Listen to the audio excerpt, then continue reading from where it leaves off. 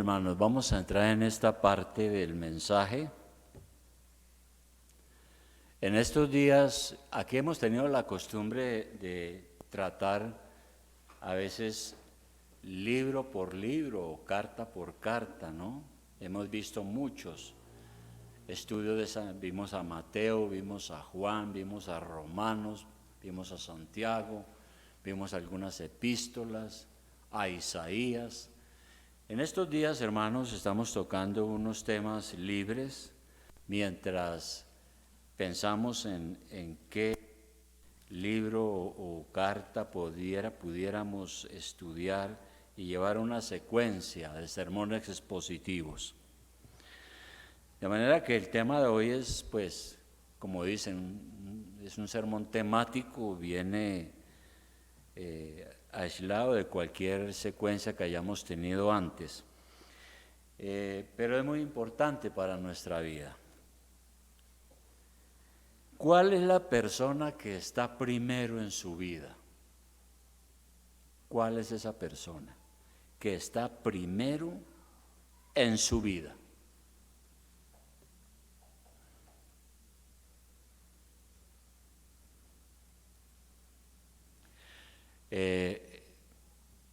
Porque alguien puede decir mi esposa, o mi esposo, o mi hija, o mi hijo, o mi papá, o mi mamá, ¿no es cierto? Pueden decir.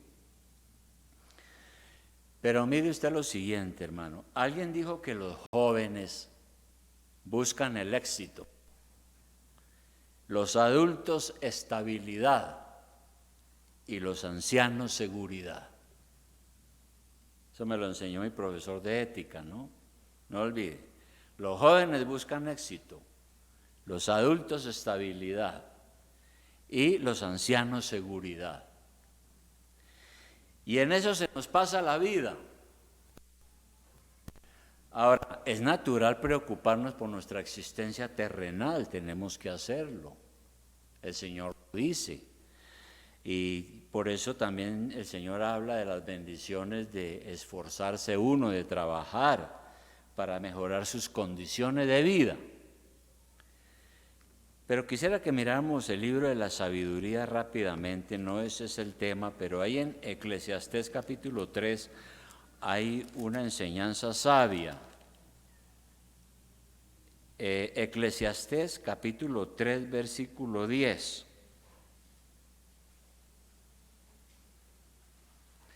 Y tal vez desde el 9 podemos leer. Eclesiastés capítulo 3 versículo 9. El sabio hace aquí una pregunta. ¿Qué provecho tiene el que trabaja de aquello en que se afana? Usted madruga a trabajar con ese ánimo tan tremendo y llega agotado a las 6 o 7 u 8 o 9 de la noche. La pregunta, ¿qué provecho tiene el que trabaja de aquello en que se afana? Y luego el 10 dice, yo he visto el trabajo que Dios ha dado a los hijos de los hombres para que se ocupen en él.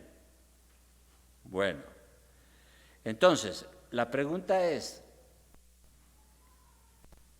¿en qué tenemos que ocuparnos con tanto afán nosotros? ¿Cuál es el provecho de lo que estamos haciendo? Porque ahí en Eclesiastés, ahí mismo al lado, a su lado, en el capítulo 1 dice otra cosa, también importante. Dice, ¿qué provecho tiene el hombre de todo su trabajo con que se afana debajo del sol? ¿Cuál es el provecho? Entonces, en esa carrera vertiginosa, uno tiene que preguntarse qué lugar ocupa Dios. ¿Qué lugar ocupa Dios? Yo pongo el despertador, me levanto temprano, me afeito, me baño, corro, etcétera, y no sé qué, y cumplo y tal, y la tarde. Bueno, ¿y qué provecho? Está preguntando doble vez aquí el autor. Hubo un hombre que nunca hizo esa pregunta, y está en Lucas 12:16. Siempre lo cito porque es que es muy muy pertinente. En Lucas 12:16 está el Señor Jesucristo enseñando ahora, y Él aquí dice lo siguiente, les refirió una parábola, dice aquí en Lucas 12:16, dice, también les refirió una parábola diciendo, la heredad de un hombre rico había producido mucho, y él pensaba dentro de sí diciendo, ¿qué haré? Porque no tengo dónde guardar mis frutos. Entonces había aquí un empresario, ¿no? Un negociante, y dijo, no, pues yo he sido muy inteligente, sagaz para los negocios, mire cómo me ha producido todo lo que yo tengo. El problema es que ahora yo qué voy a hacer, tengo que expandir esto, porque es más la cosecha que hemos obtenido. Y el 18 dice, y dijo, esto haré, derribaré mis graneros y los edificaré mayores, y allí guardaré todos mis frutos y mis bienes. Entonces el hombre dijo, no, pues aquí hay una idea maravillosa, un hombre inteligente, un hombre de negocios, un empresario. Pues voy a ampliar esto, voy a ensanchar esto, que es lo que hacen la mayoría, a medida que les va bien. ¿Cómo puedo invertir y agrandar mi negocio, mi empresa? Y él pensó así. Y diré a mi alma, o sea, a sí mismo, alma, muchos bienes tienes guardados para muchos años, repósate, come, bebe, regocíjate, vista bien, coma bien, pase bien, goce la vida. Para eso tiene harta plata. Pero Dios le dijo, este era el problema, ¿no? Necio, esta noche vienen a pedirte tu alma y lo que has provisto, ¿de quién será? Esa noche el Señor vino y dijo, bueno, vamos a arreglar cuentas de los dos. Un infarto cardíaco, un aneurisma y quedó ahí en la cama. Y entonces, ¿dónde quedaron los proyectos? ¿En qué quedaron los proyectos? Por eso el Señor le dice, ¿y todo lo que usted tiene, para quién va a ser? Esa es la gran pregunta. Y Pablo, hermano, también nos dice en 1 Corintios 10:31, 1 Corintios 10:31, él dice, es un consejo para nosotros, para las iglesias. 1 Corintios 10:31 dice el apóstol, si pues coméis o bebéis o hacéis otra cosa, hacedlo todo para la gloria de Dios. Dice él aquí, ¿no? ¿Y qué es vivir para la gloria de Dios? Es vivir de tal manera que en todo lo que hagamos le adoremos, le obedezcamos, le honremos. Lo honremos. Cuando uno comienza realmente a entender cómo es Dios y quién es Dios, uno empieza a glorificarle. Así que, muy interesante esto. Pero mire usted que el apóstol Pablo estaba en la prisión y escribió la carta a los filipenses. Y en esa carta nosotros vemos un ejemplo de lo que significaba Jesucristo para la vida de Pablo y lo que él nos enseña a nosotros. Y vamos a abrir entonces esa carta a los filipenses, que esa sí es la del tema de hoy, Filipenses. Lo primero que dice aquí Pablo es que Cristo es la razón de vivir. Cristo es la razón de vivir. Vamos a mirar Filipenses 1:21. Él dice lo siguiente a la iglesia y a nosotros. Porque para mí el vivir es Cristo y el morir es ganancia. Dice el apóstol. Y la gente a veces tiene otras razones para vivir, ¿no? Para algunos su razón de vivir es el esposo, o para otro la esposa, o para otro la razón de vivir son los hijos, para otro la razón de vivir son sus posesiones materiales, mi empresa, donde he invertido tanto tiempo. Entonces la pregunta que nos hacemos es, ¿cuál es la razón de nuestra vida? ¿Cuál es la razón de su vida? Yo he escuchado a algunas personas que dicen, no quiero morir todavía, porque me quedan unos hijos pequeños. Y eso es una buena preocupación. O tengo negocios sin concluir. Yo tengo primero que arreglar mis negocios. No quiero morir todavía. Pero resulta que la Biblia nos dice que nosotros como creyentes tenemos que tener el sentir que tenía Jesús y el sentir que tenía el apóstol Pablo. Porque él dice que Cristo es la razón de vivir para él. Y él quería glorificar a Dios en la vida o en la muerte. ¿Qué sigue? Por eso volvamos a leer el versículo 20 ahora. El 20 dice,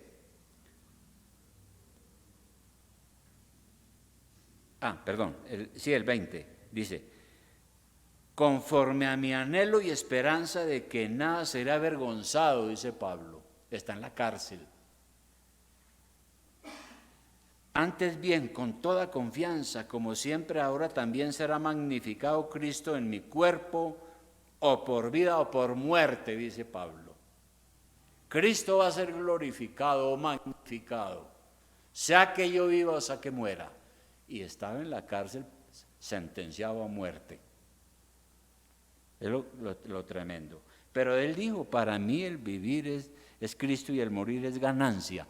Si era decapitado, como creo que fue Pablo, la tradición dice que a él le cortaron la cabeza, y era muerto, él estaba seguro de su salvación, sabía que el Señor lo esperaba con los brazos abiertos.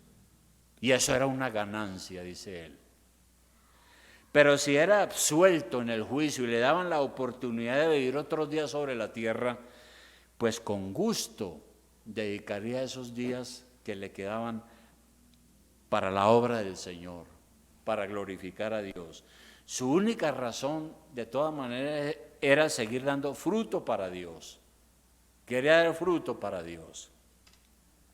Y por eso él dijo, para mí el vivir es Cristo. ¿Y eso qué significa? Pues que Cristo había satisfecho su vida. Cristo había llenado su vida. Cristo había llenado su vacío espiritual. Para él la razón de vivir ahora era Cristo. Y él quiere pensar y vivir como Cristo. Por eso ahí ahora en Filipenses 2:5-8 él dijo otras cosas. Filipenses 2:5-8, allá al lado, columna de al lado, si es que es su Biblia. Él dice lo siguiente ahí en el versículo 5, haya pues en vosotros este sentir que hubo también en Cristo Jesús. Dice que la iglesia, nosotros tenemos que tener ese sentir, esa manera de pensar. El cual siendo en forma de Dios no estimó el ser igual a Dios como cosa a que aferrarse. Es decir, el Señor estaba en la gloria. Y él no dijo, no, yo que voy a ir allá a una raza de hombres caídos, a los descendientes de Adán que fracasaron habiéndosele advertido, que voy a ir yo allá a un mundo enfermo. Dice el 7, sino que se despojó a sí mismo de su gloria, tomando forma de siervo hecho semejante a los hombres, y estando en la condición de hombre se humilló a sí mismo, haciéndose obediente hasta la muerte y muerte de cruz. Y todo lo hizo por nosotros. Y por eso Pablo dice, ojalá nosotros pensáramos así. Bien, entonces vuelve la pregunta, ¿cuál es nuestra razón de vivir? Que la respuesta que usted dé indica el lugar que el Señor ocupa en su corazón. Usted puede decir como Pablo, para mí el vivir es Cristo y el morir es ganancia. ¿Puede decir eso? Bueno, uno puede responder, depende. Cristo ha llenado mi vida y Él me ha satisfecho y Él es la razón de vivir, pues para mí vivir es Cristo, primero que todo, ¿no?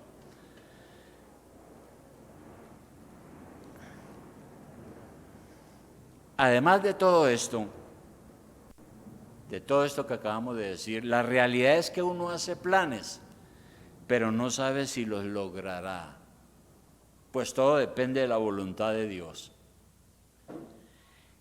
Ese dicho que dice es que uno logra todo lo que se propone, no es cierto. Uno encuentra personas así, ¿no? Que todo lo que yo me propongo lo logro. Eso no es cierto. En el Salmo 37, 23, no perdamos de vista Filipenses, que ya regreso, solamente para leer ahí. En el Salmo 37, 23, dice algo también relacionado con esto. Dice lo siguiente, dice, por Jehová, o sea, por Dios, ¿no? Por Jehová son ordenados los pasos del hombre, y él aprueba su camino. Cuando el hombre cayere no quedará postrado, porque Jehová sostiene su mano, sobre todo en el caso del creyente. Pero aquí está diciendo que Dios ordena nuestros pasos. Mucha claridad. Y eso quiere decir entonces que el camino de nuestra vida no puede estar dominado por nuestros intereses personales o por lo que más nos conviene, porque es que uno no sabe.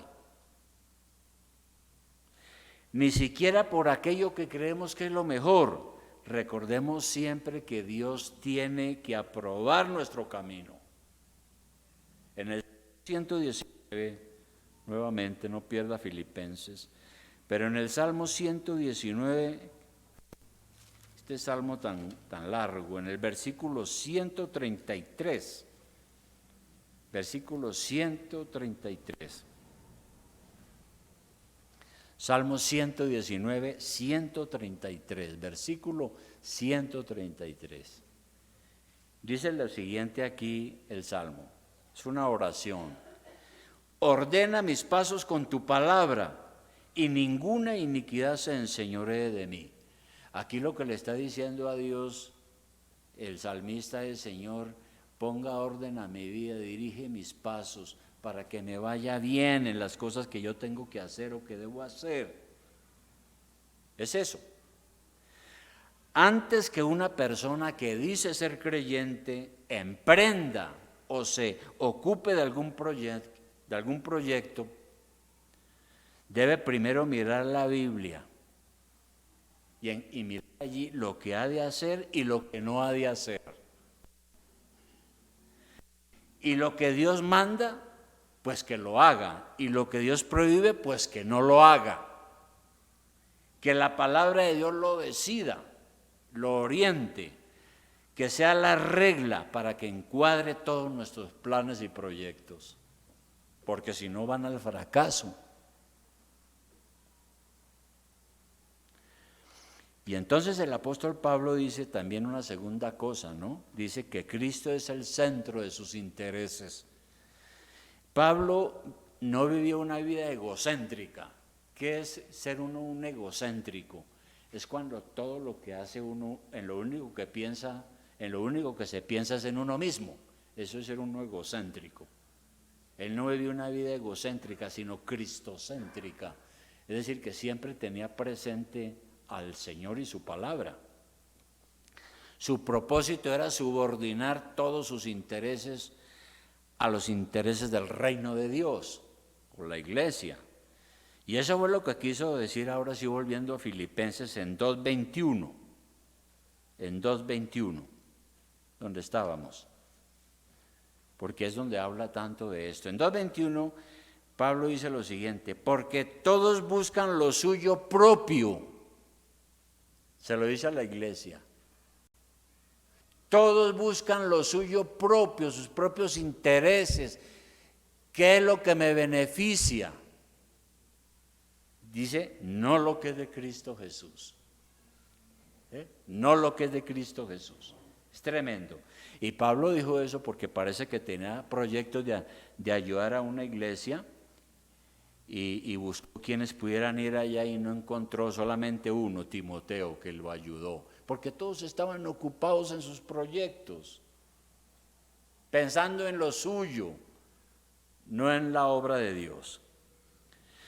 Entonces lo que él dice es que nosotros no debemos vivir egoístamente.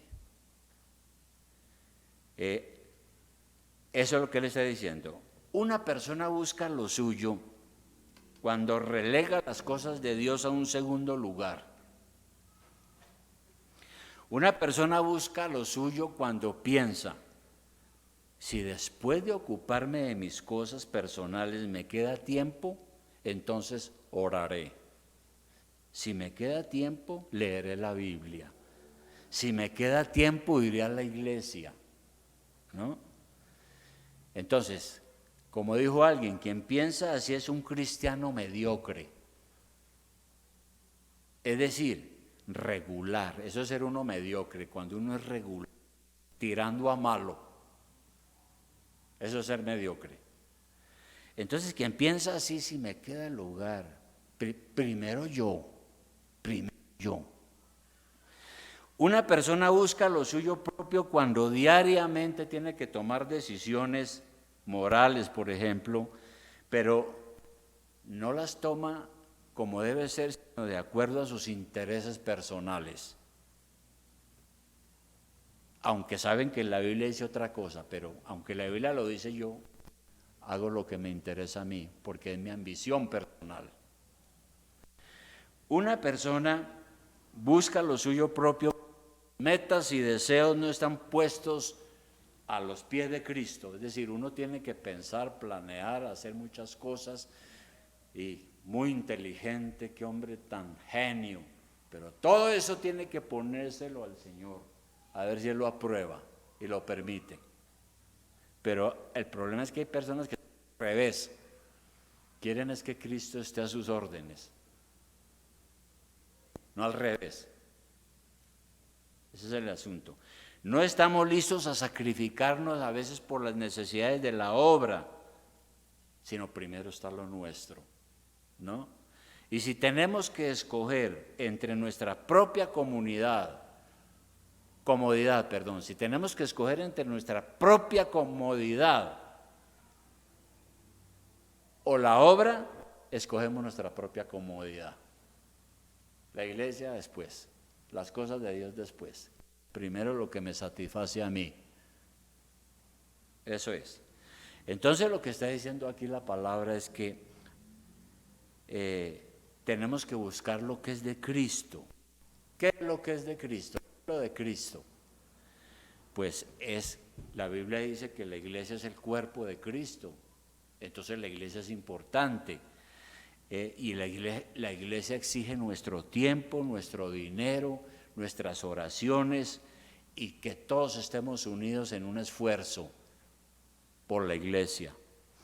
Y esta obra requiere que nosotros seamos humildes y que no hagamos las cosas solamente para nuestra propia alabanza, sino para Dios, para glorificarle a Él, como dijo Pablo. Cualquier cosa que hagamos que sea para glorificarlo a Él. Entonces, todo eso requiere que nosotros como hermanos trabajemos unidos en el amor de Cristo, con desprendimiento de lo material, con alegría, buscando ser útiles al reino. Y no pensando, ¿me conviene? Pues si no me conviene no lo hago. Al fin y al cabo yo en la iglesia busco lo mío. Y un tercer punto es que Cristo es nuestra mayor ganancia en el mundo.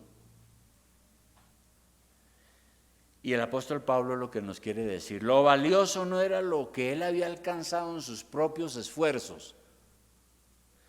Por ejemplo, Pablo antes de convertirse a Cristo, él tuvo unos privilegios y él se sentía orgulloso antes de convertirse a Cristo.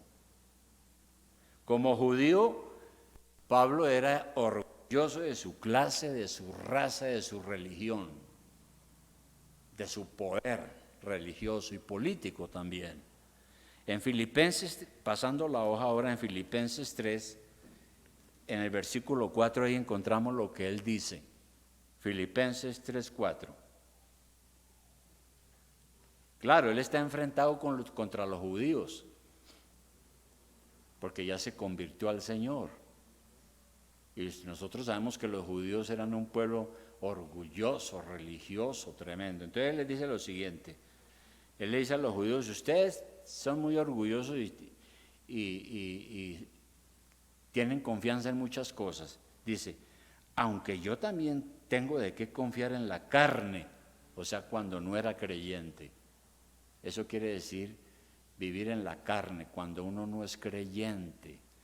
Dice, si alguno piensa que tiene de qué confiar en la carne, yo más, circuncidado al 8º día. Era un judío pleno, circuncidado, de niño, del linaje de Israel, de la tribu de Benjamín, hebreo de hebreos en cuanto a la ley fariseo, dice él. Ese eran las cosas de las cuales se sentía orgulloso. En cuanto a celo, perseguidor de la iglesia. En cuanto a la justicia que es en la ley, irreprensible, porque era un legalista de primera línea. Así era Pablo antes de convertirse al Señor. Hasta que se encontró con Cristo. Y nosotros sabemos la historia, ¿no? En el camino a Damasco, donde apareció una luz resplandeciente y quedó ciego y cayó al suelo y oyó una voz que le dijo, ¿usted por qué me persigue? Ahí fue cuando él se convirtió al Señor, ¿no? Y se dio cuenta que era un pecador, equivocado, orgulloso, interesado solo en él mismo. De manera que lo que él dice aquí es que por más importantes que pudieran ser sus títulos, a la hora del balance todo era una pérdida.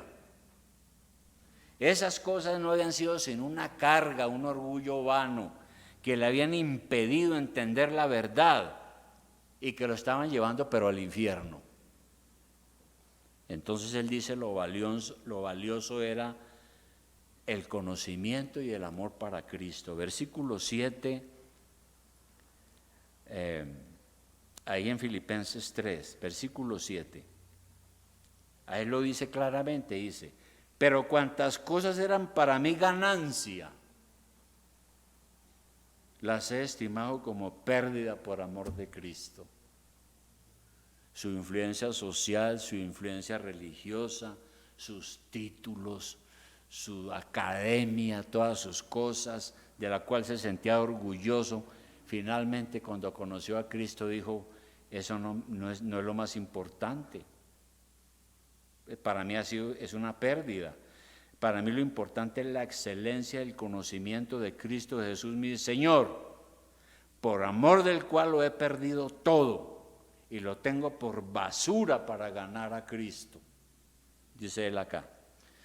Entonces, ese conocimiento de Dios, cuando escribió él aquí en la prisión esta carta y dijo estas palabras y habló del conocimiento de Dios, eso había comenzado 30 años atrás, cuando él se convirtió, camino a Damasco. Pero entonces, a partir de esa experiencia que tuvo con el Señor, prefirió perder todo aquello de lo cual se sentía orgulloso por amor a Cristo. Por eso él dice, muchas cosas para mí eran valiosas, pero para mí ahora son una basura, ¿no? Y algunos han traducido más duro eso, porque dicen que la palabra quiere decir para mí son estiércol. Lo valioso para él era haber llegado a ser una persona nueva en Cristo. Ahora estaba camino al cielo, estaba satisfecho, tenía paz con él mismo. El Señor estaba en su corazón con él. Eso era la mayor ganancia. Su propósito era ganar a Cristo, tener más de Cristo. Ya no confiaba en sus méritos para su salvación, ni en su propia justicia, que él entendía que Cristo solamente era el que lo había salvado de sus pecados, de su sangre, lo había justificado y solo él lo había librado del poder de Satanás y lo había reconciliado con Dios. Eso era más importante que todo lo demás, ¿verdad? Si nosotros hablamos de utilidades en esta vida, ¿qué es lo que le ha dejado mayor renta a usted? ¿Qué es lo que le ha dado mayor renta? Si usted es un verdadero cristiano, reconocerá que el mayor beneficio obtenido es haber conocido a Cristo como su Salvador personal. Eso es lo mejor, es la mayor utilidad. ¿Por qué? Porque es que Él nos saca de una vida vana y estúpida para que ahora veamos las cosas con más claridad y tengamos el camino despejado. Porque nos interesa es agradar a Dios, porque Él es lo mejor. Él ha cambiado nuestra vida. Lo pasó con Pablo. Entonces, hermano, como conclusión a esto, Cristo es la razón de vivir. Sin Él no tenemos nada. Hace un momento cantábamos ese himno, ¿no? Sin Cristo no tengo nada. Sin Cristo nada soy, ¿no? Con Él lo tenemos todo. Ahora ya no vivimos solo para nosotros mismos, sino que vivimos especialmente para Él. Entre otras cosas porque Él es nuestro Dios y Señor. Si a un verdadero cristiano le preguntan, ¿cuál es su mayor anhelo en esta vida? Pues algunos andan diciendo, pues mi mayor anhelo es tener plata, ¿no? Para otros mi mayor anhelo es estar en otro país, poder pasar el Río Grande, ¿no? Y seguramente muchas cosas, pero un verdadero creyente responde, Jesucristo es mi mayor anhelo. Necesitamos, claro, el dinero, porque con él obtenemos las cosas básicas para vivir. Claro que sí, el Señor lo dice en su palabra. Pero la mayor ganancia ha sido haber ganado a Cristo. Ese ha sido el mejor negocio de nuestra vida. El mejor negocio. Alguna vez en Cali íbamos por un camino, un festivo, con un compañero que tenía carro en esa época. Él era un abogado que estaba estudiando para el pastorado y me invitó en las afueras de Cali. Hay una cosa que llaman el cerro, por allá, donde venden mucha guapanela con cuajada. Y bueno, íbamos subiendo cuando al lado y unas mansiones, hermano, pero unas mansiones. Era la época de don Pablo y todas esas cosas, ¿no? Unas mansiones. Entonces dijo él, manejando, me dijo, los ricos viven muy bien, ¿no es cierto? Viven muy bien. El único problema es que se van al infierno. Sí, pero viven muy bien. Pero es por eso, porque como aquel rico de la parábola, ¿no? Entonces, hermano, la pregunta final, ¿qué es lo valioso para usted en esta vida? ¿Su profesión? ¿Su capital? ¿Su posición económica o social? Bueno, eso es importante, puede serlo, claro que sí, pero ¿es lo más valioso? La Biblia dice que donde yo tenga mi tesoro, allá estará mi corazón. Si mi tesoro es cualquier cosa de esas, ahí está mi corazón. No está en Cristo, está ahí. Por más que vaya a la iglesia. Entonces, termino con la pregunta que dijo Eclesiastés: ¿para qué vive y trabaja usted? ¿Para qué vive y trabaja? Si Cristo no está en nuestros planes, pobre de nosotros. Pobre de nosotros si Cristo no está en nuestros planes.